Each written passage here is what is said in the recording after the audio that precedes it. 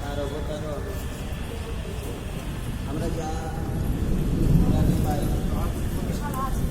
তার মধ্যে পাওয়ার জন্য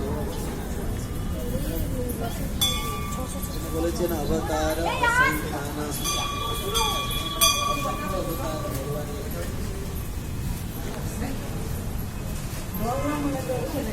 বাইক পাবো কত বাইক পাবো 8টা বাজে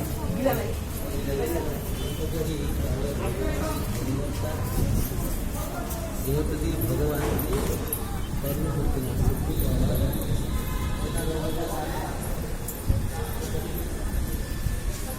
ঠান্ডা লাগে তো আরো ঠান্ডা লাগে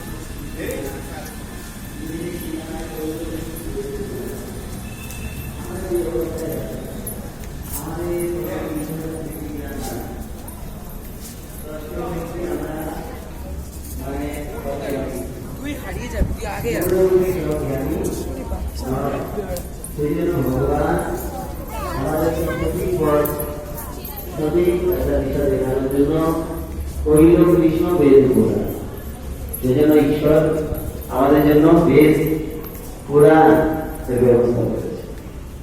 তো বেদের ভাষা সবাই আমরা বুঝতে পারি না, পুরাণের কথা আমরা শুনতে পারি, পৌরাণিক কাহিনী পৌরাণিক কথা এবং ভাগবতের কথা বেদান্ত ভাষ্য এবং ভাগবত সেটাকে আমরা শুনতে পারি, সেটা অনুধাবন করতে পারি, সেটা মহাবিশ্বকে আমাদের নিকটে আরো সুলভ করে দিয়েছে।